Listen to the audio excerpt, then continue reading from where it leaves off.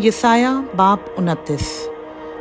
अरियल पर अफसोस, अरियल उस शहर पर जहाँ दाऊद खैमसन हुआ।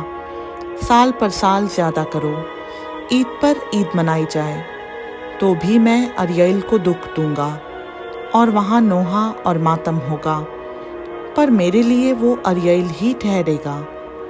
मैं तेरे खिलाफ गिर्द खैमसन हूँगा और मोर्चा बंदी करके तेरा मुहासरा करूँगा और तेरे खिलाफ दमदमा बांधूंगा।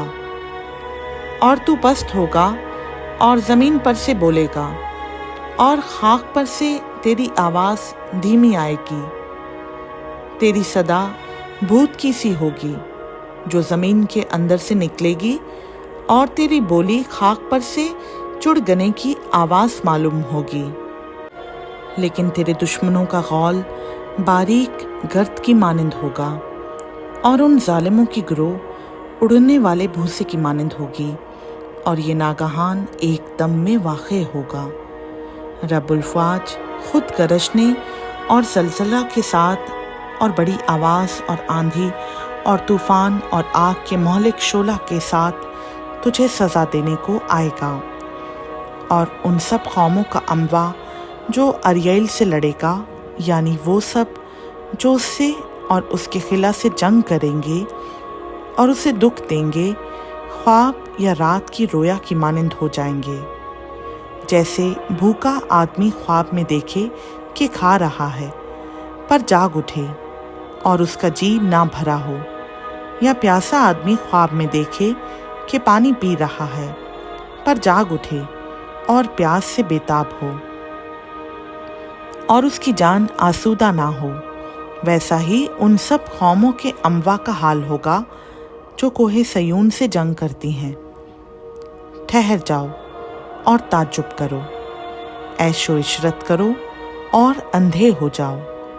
वो मस्त हैं पर मैं से नहीं, वो लड़खड़ाते हैं पर नशा में नहीं, क्योंकि खुदावंद ने तुम पर गहरी नींद की रूह भेजी है और तुम्हारी आँखों यानी नबियों को नाबीना कर दिया और तुम्हारे सरों यानी गैब बीनों पर हिजाब डाल दिया। और सारी रोया तुम्हारे नज़दीक सरबमोहर किताब के मज़मून की मानंद होगी, जिसे लोग किसी पढ़े लिखे को दें और कहें इसको पढ़, और वो कहे मैं पढ़ नहीं सकता क्योंकि ये सरबमोहर है। और फिर वो किताब किसी नाख्वांदा को दें और कहें इसको पढ़, और वो कहे मैं तो पढ़ना नहीं जानता। बस खुदावंद फरमाता है, चूँकि ये लोग ज़ुबान से मेरी नज़दीकी चाहते हैं और होंठों से मेरी ताज़ीम करते हैं, लेकिन इनके दिल मुझसे दूर हैं, क्योंकि मेरा खौफ जो इनको हुआ फ़ख्त आदमियों की तालीम सुनने से हुआ।